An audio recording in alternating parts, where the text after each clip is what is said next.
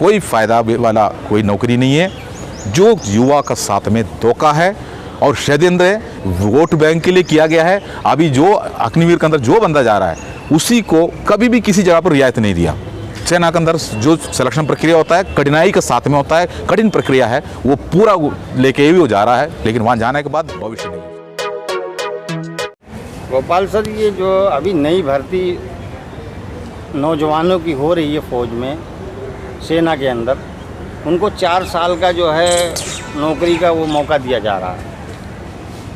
इसके बारे में कुछ बताएंगे? आप पूर्व सैनिक हैं, आपसे अच्छा कोई बता नहीं सकता उनके भविष्य के साथ क्या होगा और ये सरकार के मंसूबे क्या हैं। 4 साल के लिए उन्होंने क्यों भर्ती किया नौजवानों को? 4 साल तो लग जाते हैं आदमी को, क्या नाम, ट्रेनिंग में, लोग बाग सीखने में, समझने में। और जब सीख जाएंगे तो उन्हीं को जो है घर भेज दिया जाएगा, कुछ लोगों को रखा जाएगा। तो उसके कुछ बताएंगे उसके बारे में? अग्निवीर योजना जो सरकार ने लाया है, अग्निवीर योजना का मतलब यही होता है जो युवा पे देशभक्ति जागरूक करना, उसी हिसाब से सरकार ने ये वाला सिस्टम लेके आया हुआ है। बहुत अच्छा सिस्टम है, लेकिन ये नहीं बोल रहा हूँ सिस्टम गलत है, लेकिन साथ साथ में उसका भविष्य के बारे में सरकार ने नहीं सोचा। लेकिन बेरोजगार है युवा, तो इसके अंदर जो युवा को नौकरी नहीं मिल रहा है, 12 क्लास पढ़ने के बाद भी आगे आगे पढ़ाई करता है, लेकिन उनको कोई उम्मीद नहीं है हमें कोई फ़ायदा मिले, लेकिन कभी विदेशों में जाना पड़ता है। तो ऐसे में उनका मन के अंदर ये आया, ठीक है, अगर इसके अंदर जाने के लिए अगर 4 साल का भी मौका मिलता है हम चले जाएंगे। लेकिन वो भी सोच के युवा इसी के अंदर चले जाता है। अगर जिसका पास रोटी है ही नहीं है, उसका पास रोटी लेकर आकर देने के बाद वो रोटी कहाँ से आया करके वो पूछने का कोई ज़रूरत नहीं। तो उसके लिए एक मौका मिला है, वो अच्छे। लेकिन सरकार ने जो अपना एक रक्षा बजट में जो सैनिकों का जो पेमेंट जो देना है, उसी में बजट का कटौती करने का भी एक बात इसके ऊपर उन्होंने सोचा है। ये भी हमारा देश के लिए ज़रूरी है, ऐसे बात नहीं। लेकिन जो युवा, जो आप लोगों को रेगुलर आर्मी के बारे में बता रहा हूँ, अभी जो हमारे जैसे लोग, हम भी सेना से 90% लोग 40 की उम्र तक बाहर आ जाता है, तो हमारा रोज़गार तो होता ही नहीं। हमारा में भी बहुत पढ़े लिखे हैं, बहुत तजुर्बा है। अब इसके अलावा मैं आपको ये भी बता रहा हूँ, सेना के अंदर अब देखा बड़ा बड़ा मिसाइल्स रहता है, बारूद रहता है, बंदूक रहता है, बड़ा बड़ा तोप का गाड़ियाँ रहता है, इंजीनियरिंग इक्विपमेंट रहता है।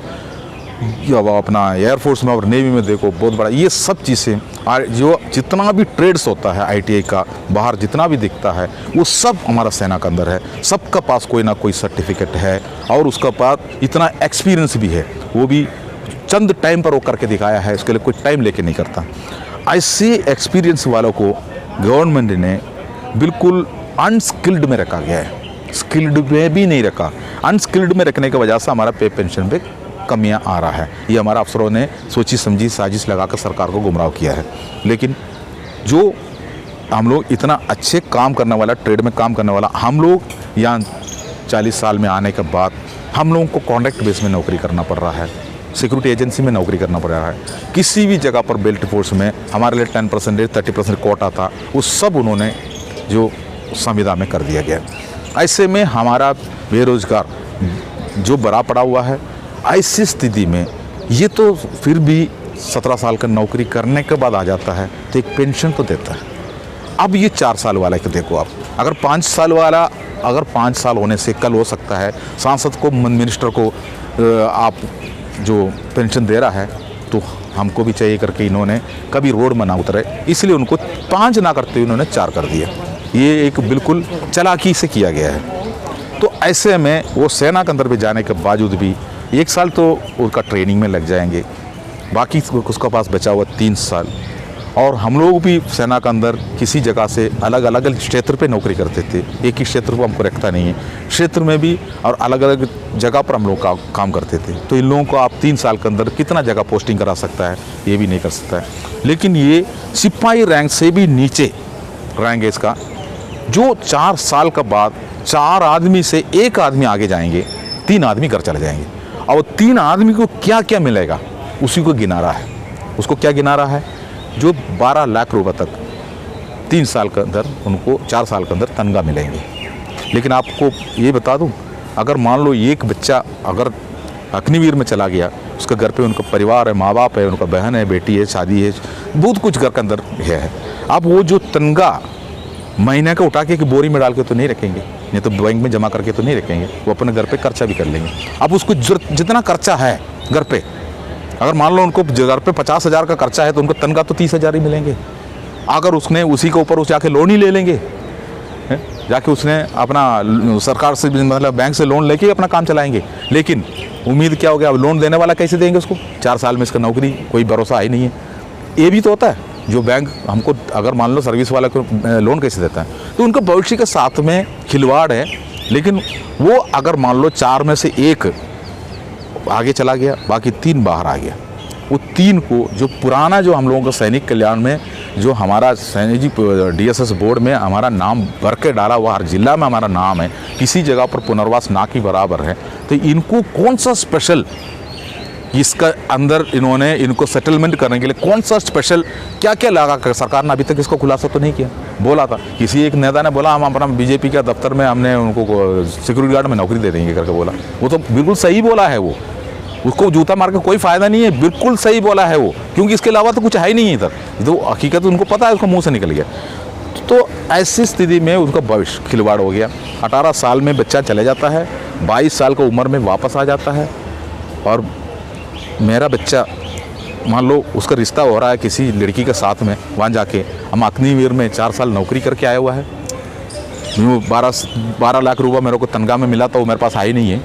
उस हफ्ता उसी के पीछे से उन्होंने लोन ले लिया, उसको किस्त भी चुकाना होगा। अब आते टाइम पर उनको 11 लाख को कुछ दिया है, तो वो दिखाएंगे तो किसी ने कोई रिश्ता जोड़ेंगे उसके साथ में। नौकरी तो है ही नहीं, खो के बैठा हुआ है, डम्मी है वो, ठीक है। अगर उसके पास नौकरी है तो उसके हीरो कहा जाता है, इसका नौकरी है, अगर इसको कुछ हो गया तो हमको कुछ मिल जाएंगे, इसी सोच के माँ बाप उनका साथ में रिश्ता कर देंगे। सर 2014 के बाद जैसे सरकारी कर्मचारी जो भर्ती हो रहे हैं सरकारी महकमे में, रेलवे में, अदर उसमें क्या नाम संस्थाओं में, तो उनका पेंशन तो ख़त्म कर दिया गया है, और फिर वही जो है लोगों की अरे पेंशन ख़त्म कर दिया गया। आज वही लोग पेंशन बहाल करने के नाम पे महारैली लेके आते हैं सरकार के अरे क्या नाम घर के सामने जो खड़े होकर आंदोलन करते हैं कि पुरानी पेंशन बहाल करो। तो ये जो अग्निवीर के बच्चे जब अरे वहाँ से रिटायर होंगे 4 साल बाद, कहीं ना कहीं ये पुरानी पेंशन के धरना प्रदर्शन में ये भी आ जाएंगे, ये भी करते रहेंगे क्या नाम हमारे को जो है पुरानी पेंशन बहाल करो, मांग तो रखेंगे ये भी। तो ये संगठन बहुत बड़ा हो जाएगा पुरानी पेंशन। ये सरकार एक अपने लिए ऐसा कुछ तो नहीं तैयार कर रही है, अपने ही जाल में फंस रही है। देखो, युवा का साथ में, युवा का फ्यूचर का साथ में बहुत बड़ा खिलवाड़ है ये। नौकरी एक ऐसे आशा लगा कर जाता है, सिलेक्शन में कोई, देखो अगर उसको अंदर सिलेक्शन हो रहा है, सिलेक्शन में कोई कटौती नहीं किया, उसका सिस्टम तो वही रखा गया, ट्रेनिंग भी वही रखा गया, सब कुछ होने के बावजूद भी उसमें से एक सिलेक्शन अभी लेके गया। मैं आपको बता रहा हूँ, एक रिश्वतखोरी बात भी सेना के अंदर आ सकता है इसमें।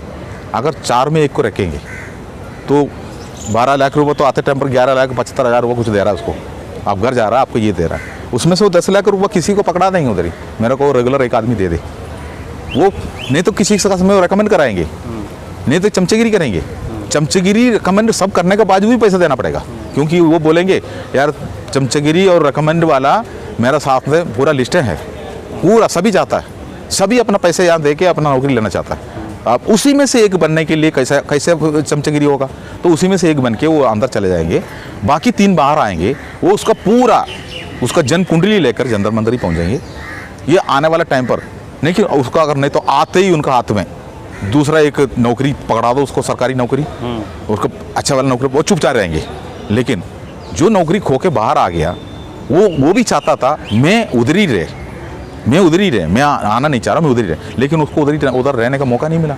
जी जान कोशिश की उसने, अपना 10 लाख रुपया भी देने की कोशिश की, जेब से और भी मिला कर देने की भी कोशिश की, लेकिन उसको जी जान कोशिश करने के बाद भी नहीं मिला, दूसरा एक चला गया। और 3 आदमी से बचना बहुत मुश्किल पड़ेंगे सरकार को, जो 75% लोग यहाँ मर जाएंगे। पहले टीम तो आजकल यूनिटों में जा चुका है, लेकिन वो उस जगह पर जाके वो अलग किस्म का जवान बन के बैठा हुआ है।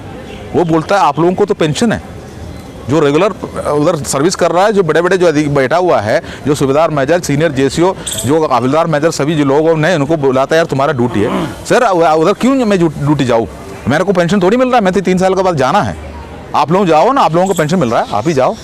तो ये वादा पड़ रहा है, तो देश को आगे मतलब गोली चलाने वाला बात हो, और कोई लड़ाई लड़ने वाला बात हो, इनको लेके कैसे जाएंगे, इनको ऊपर भरोसा कैसे करेंगे? ये उधर पहुंचेगा नहीं तो क्या करेंगे? जो उस जगह पर मंजिल पर तक वो पहुंचेंगे नहीं तो किससे जाके पूछेंगे?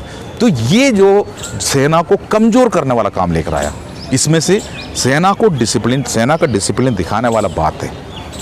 तो उसके लिए एनसीसी का सी सर्टिफिकेट लिया वो बच्चे है ना, ये अग्निवीर से भी ज़्यादा उनके पास दिमाग है। एनसीसी का जो स्कूल कॉलेज के अंदर सी सर्टिफिकेट अगर ले लिया, इनसे भी ज़्यादा नॉलेज है। आप उसको 6 महीने के अंदर कुछ भी ट्रेनिंग दे के वहाँ भेज के फ़ायदा नहीं है, बाकी टाइम वो टाइम पास ही करेंगे। और 4 साल के बाद हमारा नाम आगे जाने के लिए क्या करूं, यही सोच के जान चमचगरी करना, वो करते करते निकालते जाएंगे। उसका सामने जो टक्कर मारता है, जो भी चेन ऑफ कमांड आगे सामने आता है, उसी का नौकरी भी ये लोग खाएंगे। जो कि उनको किसी काम तो कोई टास्क तो करना पड़ेगा, जो जाएंगे तो उसका पीछे पड़ जाएंगे। ये हो रहा है, इससे कोई फ़ायदा नहीं हुआ, क्योंकि इसी का रिकमेंडेशन हमारा तीनों सेना प्रमुख ने किया था। तीनों सेना प्रमुख का मन में क्या था, हमारा पूर्व सैनिक अपना आंदोलन खुद करने के लिए सक्षम हो गया, हम लोगों के बीच में नहीं ले रहा है, हम नहीं चाहिए करके बता रहा है, तो हम अपना पावर दिखाता हूँ। तो उन्होंने अपना पावर दिखा दिया। जो आने वाला पीढ़ी में जो हमारा बच्चा ही तो उसमें जा रहा है, हमारा बच्चे को भी आप सेना में भेजना चाहता था, अग्निवीर में ही भेजेंगे। अग्निवीर में भेजने के बाद मैं किसी जगह पर सिक्योरिटी गार्ड का ड्यूटी कर ही रहा है, मुझे मेरा बेटा तो 3 साल के बाद आ जाएंगे। अब मैं उधर ही रिकमेंड करके बैठेंगे उस साहब को, साहब आप हमारा अफसर है साहब, मेरा बेटा तो 3 महीने के बाद 3 साल के बाद आएंगे सर, उसको भी रख दीजिए, यही होगा। लेकिन अग्निवीर कोई फ़ायदा वाला कोई नौकरी नहीं है। जो युवा का साथ में धोखा है और षड्यंत्र है, वोट बैंक के लिए किया गया है। अभी जो अग्निवीर के अंदर जो बंदा जा रहा है, उसी को कभी भी किसी जगह पर रियायत नहीं दिया। सेना के अंदर जो सिलेक्शन प्रक्रिया होता है, कठिनाई के साथ में होता है, कठिन प्रक्रिया है, वो पूरा लेके भी वो जा रहा है, लेकिन वहाँ जाने के बाद भविष्य नहीं है उसका।